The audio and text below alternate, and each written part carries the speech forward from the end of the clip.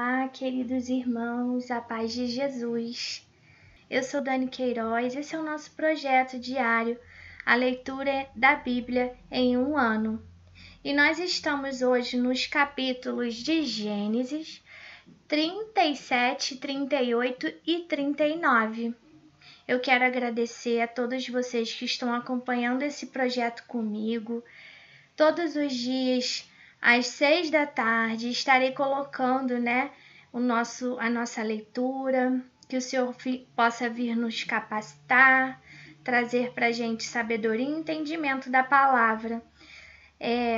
Por vezes, até fica muito difícil, Tudo acontece para que a gente não venha assistir, porque às vezes a leitura realmente é cansativa. Mas a gente pede ao Pai que venha passar na nossa frente, tirando todas as adversidades, porque sabemos que Ele se agrada quando estamos enchendo a nossa vida da Sua palavra, quando estamos colocando em primeiro lugar Deus em nossas vidas. Então Ele se agrada disso, mas muitas vezes as coisas, os afazeres, acaba tirando o nosso foco.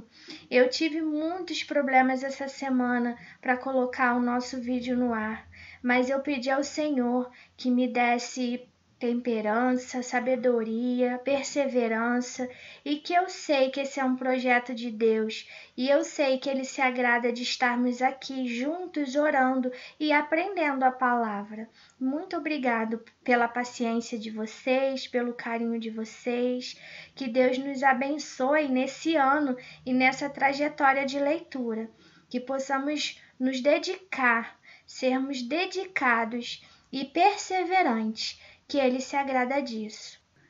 Nós começamos esse projeto com o intuito de aprender juntos. Até falo com eles. Eu não sei, não domino a palavra, mas eu estou aqui disposta a ler junto com vocês e aprender junto com vocês. E está sendo muito gratificante esses momentos.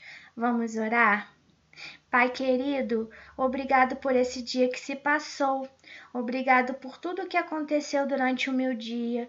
Obrigado por estar presente em minhas decisões, no meu trabalho, na minha casa. Obrigado por me permitir estar aqui novamente. Que o Senhor prepare a nossa noite, que o Senhor prepare o nosso estudo e que aprendamos a Tua palavra. Amém. Vamos lá, capítulo 37, Gênesis 37. Jacó ficou morando na terra de Canaã, onde o seu pai tinha vivido. Essa é a história da família de Jacó.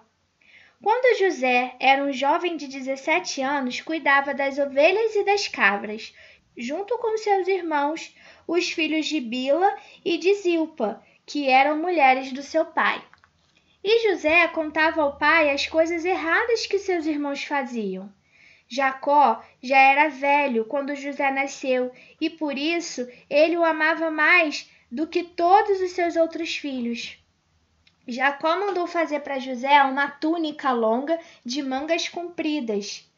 Os irmãos viam que o pai amava mais José do que a eles, e por isso tinham ódio dele, e eram grosseiros quando falavam com ele.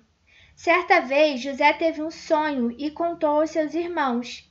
Aí que ficaram com mais raiva dele, porque ele disse assim: escutem o que eu vou contar, o sonho que eu tive. Sonhei que estávamos no campo amarrando feixes de trigo. De repente, o meu feixe ficou de pé e os feixes de vocês se colocaram em volta do meu e se curvaram diante dele. Então os irmãos perguntaram: quer dizer que você vai ser o nosso rei e que vai mandar em nós? E ficaram com mais ódio dele ainda por causa dos seus sonhos e do jeito que ele os contava. Depois, José sonhou outra vez e contou também esse sonho aos seus irmãos. E ele disse assim: eu tive outro sonho. Desta vez, o sol, a lua e 11 estrelas se curvaram diante de mim. Quando José contou esse sonho ao pai e aos irmãos, o pai repreendeu e disse: o que quer dizer esse sonho que você teve? Por acaso a sua mãe e seus irmãos e eu vamos nos ajoelhar diante de você e encostar o rosto no chão?" Os irmãos de José tinham inveja dele, mas o seu pai ficou pensando no caso. José é vendido e levado para o Egito. Um dia, os irmãos de José levaram as ovelhas e as cabras do seu pai até os pastos que ficavam perto da cidade de Siquém. Então Jacó disse a José: "Venha cá, vou mandar você até Siquém, onde seus irmãos estão cuidando das ovelhas e das cabras." "Estou pronto para ir", respondeu José. Jacó disse: "Vai lá, veja se seus irmãos e os animais vão bem e me tragam notícias." Então dali, do vale de Hebrom, Jacó mandou que José fosse até Siquém e ele foi. Quando chegou lá, ele foi andando pelo campo, aí um homem viu e perguntou: "O que você está procurando?" "Estou procurando meus irmãos", respondeu José. "Eles estão por aí, em algum pasto, cuidando das ovelhas e das cabras. O senhor sabe aonde foram?" O homem respondeu: "Eles já foram embora daqui. Eu ouvi quando disseram que ia para Dotã." Aí José foi procurar os seus irmãos e achou em Dotã. Eles viram José de longe e, antes que chegassem perto, começaram a fazer planos para matá-lo. Eles disseram: "Lá vem o sonhador. Venha, vamos matá-lo ele agora. Depois jogaremos o corpo num poço seco e diremos que um animal selvagem o devorou. Assim, veremos no que vão dar esses sonhos dele." Quando Rubem ouviu isso, quis salvá-lo dos seus irmãos e disse: "Não vamos matá-lo. Não derramem sangue. Vocês podem jogá-lo nesse poço aqui no deserto, mas não o machuquem." Rubem disse isso porque planejava salvá-lo dos irmãos e mandá-lo de volta ao pai. Quando José chegou ao lugar onde seus irmãos estavam, eles arrancaram dele a túnica longa, de mangas compridas que ele estava vestindo, depois o pegaram e jogaram ele dentro do poço que estava vazio e seco, e sentaram-se para comer. De repente, viram que ia passando uma caravana de ismaelitas, que vinha de Gileade e ia para o Egito. Os seus camelos estavam carregados de perfumes e de especiarias. Aí Judá disse aos irmãos: "O que vamos ganhar se matarmos nosso irmão e depois escondermos sua morte? Em vez de matarmos, vamos vendê-lo a esses ismaelitas. Afinal de contas, ele é nosso irmão, é do nosso sangue." Aí os irmãos concordaram. Quando alguns negociantes midianitas passaram por ali, os irmãos de Jacó o tiraram do poço e o venderam aos ismaelitas por 20 barras de prata, e os ismaelitas levaram José para o Egito.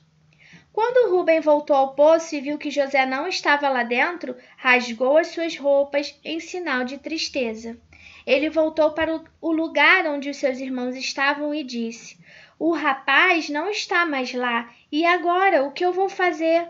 Então os irmãos mataram um cabrito e com sangue mancharam a túnica de Jacó. Depois levaram a túnica para o seu pai e disseram: "Achamos isso aí. Será que é a túnica do seu filho?" Jacó reconheceu e disse: "Sim, é a túnica do meu filho. Certamente algum animal selvagem os despedaçou e o devorou." Então, em sinal de tristeza, Jacó rasgou as suas roupas e vestiu a roupa de luto, e durante muito tempo ficou de luto pelo seu filho. Todos os seus filhos e filhas tentaram consolá-lo, mas ele não quis ser consolado e disse: "Vou ficar de luto por meu filho até que vá me encontrar com ele no mundo dos mortos." E continuou de luto por seu filho José. Enquanto isso, os midianitas venderam José a Potifar, oficial e capitão da guarda do rei do Egito. Judá e Tamar. Por esse tempo, Judá se separou dos seus irmãos e foi morar na casa de um homem chamado Ira, que era na cidade de Adulã. Ali, Judá ficou conhecendo a filha de um cananeu chamado Sua. Judá casou com ela, e ela deu-lhe um filho, a quem ele chamou de Ela ficou grávida outra vez e teve outro filho, a quem ela deu o nome de Onã. Depois ela teve mais um filho, em quem ela pôs o nome de Selá. Judá estava em Quezibe quando esse menino nasceu. Judá casou com e seu filho mais velho, com uma mulher chamada Tamar. O Senhor Deus não gostava da vida perversa que levava e por isso o matou. Então Judá disse a Onã: vá e tenha relações com a viúva do seu irmão. Assim você cumprirá o seu dever de cunhado, para que o seu irmão tenha descendentes por meio de você. Ora, Onã sabia que o filho que nascesse não seria considerado como seu. Por isso, cada vez que tinha relações com a viúva do seu irmão, ele deixava que o esperma caísse no chão para que o seu irmão não tivesse descendentes por meio dele.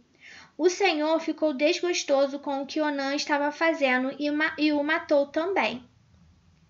O Senhor ficou desgostoso com o que Onã estava fazendo e o matou também.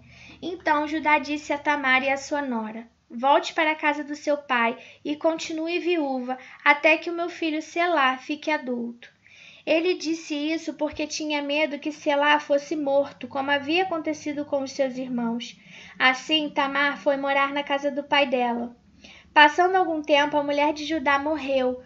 Quando acabou o luto, Judá foi até Timnate, onde estavam cortando a lã das suas ovelhas, e seu amigo Ira, de Adulã, foi com ele. Alguém contou a Tamar que o seu sogro ia a Timnate a fim de cortar a lã das suas ovelhas. Então ele trocou de roupa, deixando de lado as suas roupas de viúva, cobriu o rosto com véu e se disfarçou. Em seguida, foi e se sentou perto da entrada da cidade de Enaim, que fica no caminho para Timnate. Ela fez isso porque sabia muito bem que Selá era um homem feito, mas Judá não, e havia mandado que ele casasse com ela. Quando Judá viu, pensou que era uma prostituta, pois ela estava com o rosto coberto. Ele foi falar com ela na beira do caminho, sem saber que era ela, a sua nora. E ele disse: você quer ir para a cama comigo? Ela perguntou: quanto é que você me paga? Ele respondeu: eu lhe mando um cabrito do meu rebanho. Está bem, disse ela, mas deixe alguma coisa comigo como garantia do que você vai mandar o cabrito. Judá perguntou: o que você quer que eu deixe? Ela respondeu: o seu sinete com o cordão e também o bastão que você tem na mão. Então Judá entregou os objetos. Ele teve relações com ela e ela ficou grávida. Tamar voltou para casa, tirou o véu e vestiu suas roupas de viúva. Mais tarde, Judá mandou seu amigo Ira levar o cabrito e trazer de volta os objetos que havia deixado com ela. Mas Ira não o encontrou e perguntou aos homens de Enaim se sabiam onde estava a prostituta que costumava ficar na beira da estrada. Aqui não esteve nenhuma prostituta, foi a resposta deles. Ira voltou e disse a Judá: não encontrei a mulher e os homens do lugar disseram que ali nunca havia estado uma prostituta. Então disse Judá: pois ela que fique com as minhas coisas, assim ninguém vai zombar de nós. Eu mandei o cabrito, mas você não encontrou a mulher? Passados uns 3 meses, foram dizer a Judá: a sua nora agiu como prostituta e agora está grávida. Aí Judá disse: tragam essa mulher para fora a fim de ser queimada. Quando estavam atirando da sua casa, ela mandou dizer ao seu sogro: quem me engravidou foi o dono dessas coisas. Examine e veja de quem são o sinete com o cordão e o bastão. Judá reconheceu as coisas e disse: ela tem mais razão do que eu, pois prometi casá-la com o meu filho, Selá, mas não cumpri a promessa, e nunca mais teve relações com ela. Na hora de Tamar dar à luz, descobriram que ia ter gêmeos. Quando ela estava no trabalho de parto, um dos gêmeos pôs uma das mãos para fora. A parteira pegou uma fita vermelha e amarrou na mão dele e disse: este saiu primeiro. Mas ela puxou a mão e o irmão gêmeo nasceu primeiro. Então a parteira disse: como você abriu o caminho, puseram o nome dele de Pérez. Depois nasceu o outro, o que estava com a fita vermelha amarrada na mão. Ela recebeu o nome de Zera. José na casa de Potifar. José foi levado para o Egito, onde os ismaelitas o venderam a um egípcio chamado Potifar, um oficial que era o capitão da guarda do palácio. O Senhor Deus estava com José. Ele morava na casa do seu dono e ia muito bem em tudo. O dono de José viu que o Senhor estava com ele e o abençoava em tudo o que ele fazia. Assim, José ganhou a simpatia do seu dono, que pôs como seu ajudante particular. Potifar deu a José a responsabilidade de cuidar da sua casa e tomar conta de tudo o que era seu. Dali em diante, por causa de José, o Senhor o abençoou o lar do egípcio e também tudo o que ele tinha em casa e no campo. Potifar entregou nas mãos de José tudo o que tinha e não se preocupava com nada, a não ser com a comida que comia. José era um belo tipo de homem e simpático. Algum tempo depois, a mulher do seu dono começou a cobiçar José. Um dia ela disse: "Venha, vamos para a cama." Ele recusou, dizendo assim: "Escute, o meu dono não precisa se preocupar com nada nessa casa, pois eu estou aqui.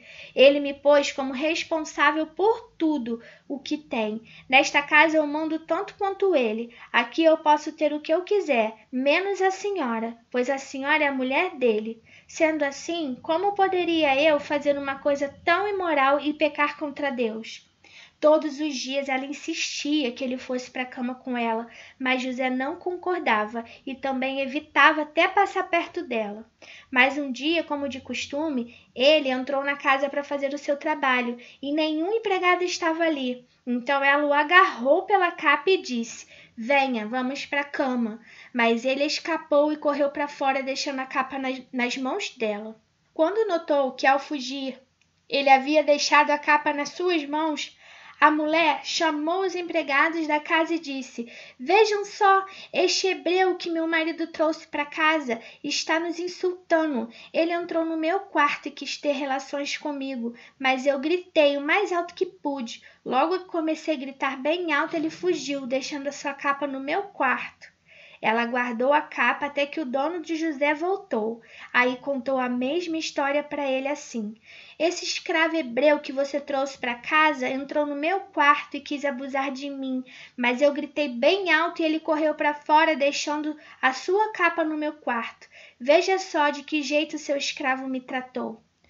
Quando ouviu essa história, o dono de José ficou com muita raiva. Ele agarrou José e pôs ele na cadeia, onde ficavam os presos do rei. E José ficou ali. Mas o Senhor estava com ele e o abençoou, de modo que ele conquistou a simpatia do carcereiro. Este pôs José como encarregado de todos os outros presos, e era ele quem mandava em tudo o que se fazia na cadeia. O carcereiro não se preocupava com nada de que estava entregue a José, pois o Senhor estava com ele e o abençoava em tudo o que ele fazia. Gente, que palavra abençoada hoje! Conseguiram assimilar? Hoje a gente falou do José, ainda temos muita coisa para falar de José, mas quantas coisas esse menino passou, né? Os irmãos venderam, ele foi acusado injustamente.